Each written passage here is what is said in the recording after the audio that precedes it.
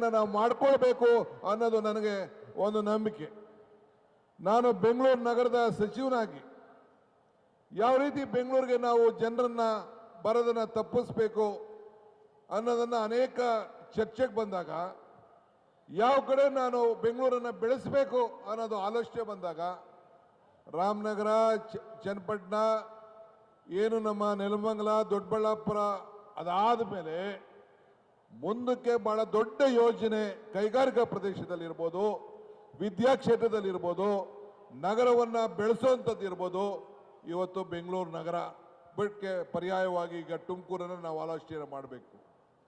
ಹಿಂದೆ ಬಸವರಾಜರವರು ನಿಮ್ಮೆಲ್ಲ ಸಂಸತ್ ಸದಸ್ಯರು ಕಾಂಗ್ರೆಸ್ ಪಕ್ಷದ ಸಂಸತ್ ಸದಸ್ಯರಾಗಿದ್ದಾಗ ಹೋರಾಟ ಮಾಡಿ ಇವತ್ತು ಆವತ್ತಿನ ಕಾಲದಲ್ಲಿ HALನಿಂದ ನಮ್ಮೆಲ್ಲ ಶಾಸಕರು ಒಳಗೊಂಡಂತೆ ಅವತ್ತು ತರಲಿಕ್ಕೆ ದೊಡ್ಡ ಪ್ರಯತ್ನವನ್ನು ಮಾಡಿದ್ರು.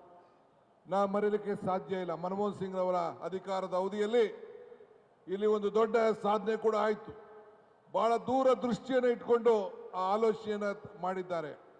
ಹಂಗೆ ಕೈಗಾರಿಕಾ ಪ್ರದೇಶವನ್ನು ಈ ಕಾರಿಡಾರಲ್ಲಿ ಈ ಮೈಸೂರಿಂದ, ಬೆಂಗಳೂರಿಂದ ಮತ್ತು ಈ ಏನೊಂದು ಚೆನ್ನೈಯಿಂದ ಈ ಕಾರಿಡಾರ್ ಏನು ಬೆಳಗಾವಿ ಪೂನಾವರೆಗೂ ಹೋಗ್ತದೆ, ಇದಕ್ಕೆ ನಾವು ಹೆಚ್ಚು ಒತ್ತನ್ನು ಈ ಸಂದರ್ಭದಲ್ಲಿ ನಾವು ಕೊಡಬೇಕಾಗಿದೆ.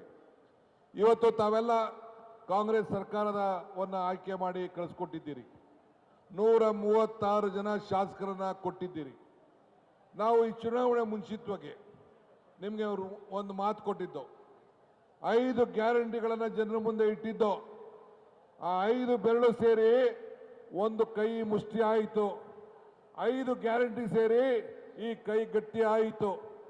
ಈ ಗ್ಯಾರಂಟಿಗಳನ್ನು ನಾವು ನುಡಿದಂತೆ ನಡೆದು ಇವತ್ತು ಇಷ್ಟು ಜನ ಹೆಣ್ಣುಮಕ್ಕಳು ತಮ್ಮ ಬದುಕಿನಲ್ಲಿ ಬದಲಾವಣೆ ಆಗ್ತಾ ಇದೆ ಅನ್ನೋದಕ್ಕೆ ಇವತ್ತು ನೀವು ಉಚಿತವಾಗಿ ಪ್ರಯಾಣ ಬರ್ತಾ ಇರೋದು, ನಿಮ್ಮ ಅಕೌಂಟ್ಗೆ ನೇರವಾಗಿ 2,000 ರೂಪಾಯಿ ಹೋಗ್ತಾ ಇರೋದು, ನಿಮ್ಮ ಮನೆ ಬೆಳಗ್ತಾ ಇರೋದೇ ಸಾಕ್ಷಿ ಅಂತ ಈ ಸಂದರ್ಭದಲ್ಲಿ ಹೇಳಲಿಕ್ಕೆ ನಾನು ಬಯಸ್ತಾ ಇದ್ದೇನೆ.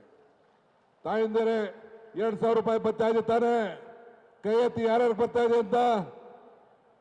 ಬರ್ತಾ ಇದೆಯೋ ಇಲ್ಲೋ? 2,000 ವಿದ್ಯುತ್ ಶಕ್ತಿ ಫ್ರೀ ಕರೆಂಟ್ ಬರ್ತಾ ಇದೆಯೋ ಇಲ್ಲೋ?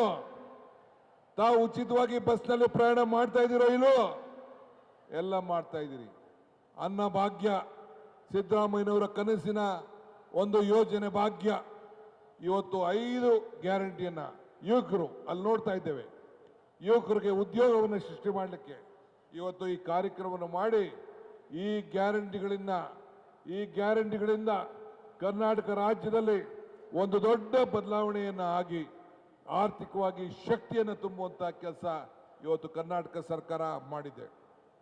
ನಾವು ಮುಂದಕ್ಕೆ ಅನೇಕ ಹೊಸ ಚಿಂತನೆಗಳನ್ನು ನಾವು ಆಲೋಚನೆ ಮಾಡ್ತಾ ಇದ್ದೇವೆ. ಮರ ಎಂದೂ ಉದುರೋಗುವಂಥ ಎಲೆ ಬಗ್ಗೆ, ಹೂವುದ ಬಗ್ಗೆ ಯೋಚನೆ ಮಾಡೋದಿಲ್ಲ. ಮುಂದಕ್ಕೆ ಯಾವ ರೀತಿ ಆಗಬೇಕು ಅಂತೇಳಿ. ಹಂಗೆ ನಾವು ಬರೀ ಈ ಗ್ಯಾರಂಟಿಗಳ ಬಗ್ಗೆ ಆಲೋಚನೆಯನ್ನು ಮಾಡ್ತಾ ಇಲ್ಲ. ಈ ಗ್ಯಾರಂಟಿಗಳ ಇನ್ನು ಮುಂದಕ್ಕೆ ನಿಮ್ಮ ಬದುಕನ್ನು ಯಾವ ರೀತಿ ಹೆಸರು ಮಾಡಬೇಕು ಅಂತೇಳಿ ನಾವು ಅನೇಕ ಕಾರ್ಯಕ್ರಮವನ್ನು ರೂಪಿಸಲಿಕ್ಕೆ ಈಗಾಗಲೇ ನಾವು ಯೋಚನೆಯನ್ನು ಮಾಡ್ತಾ ಇದ್ದೇವೆ. ನನಗೆ ತುಮಕೂರು ಬಂದಾಗೆಲ್ಲ ನನ್ನ ಪಾವಗಡದ ಪಾರ್ಕು ನೆನಪು ಬರ್ತದೆ. ಈ ದೇಶಕ್ಕೆ ಒಂದು ದೊಡ್ಡ ಮಾದರಿ. ಆ ಪಾವಗಡದ ಮಹಾಜನತೆ ಕೊಟ್ಟಂಥ ಸಹಕಾರ ಮರೀಲಿಕ್ಕೆ ಸಾಧ್ಯ ಇಲ್ಲ. ನಾನು ಜಾರ್ಜ್ ಅವರು ಹೋಗಿದ್ದು ನಮ್ಮ ಸರ್ಕಾರ ಬಂದ ಮೇಲೆ, ವೆಂಕಟೇಶ್ ಶಾಸಕರು ಕೂಡ ಇದ್ದರು.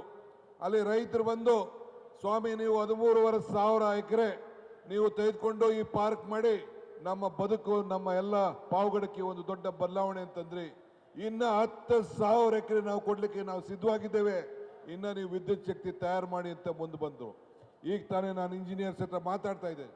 ಮುಂದಕ್ಕೆ ಇನ್ನು 10,000 ಎಕರೆಯನ್ನ ರೈತರ ಹತ್ರ ತೆಗೆದುಕೊಂಡು ಅದೇ ಮಾದರಿಯಲ್ಲಿ ಇನ್ನ 2,000 ಮೆಗಾವ್ಯಾಟ್ ಅನ್ನ ತಯಾರು ಮಾಡುವಂತ ಕಾರ್ಯಕ್ರಮವನ್ನ ಕರ್ನಾಟಕ ಸರ್ಕಾರ ರೂಪಿಸ್ತಾ ಇದೆ ಅನ್ನೋ ಮಾತನ್ನ ಈ ಸಂದರ್ಭದಲ್ಲಿ ಹೇಳಲಿಕ್ಕೆ ನಾನು ಬಯಸ್ತಾ ಇದ್ದೇನೆ.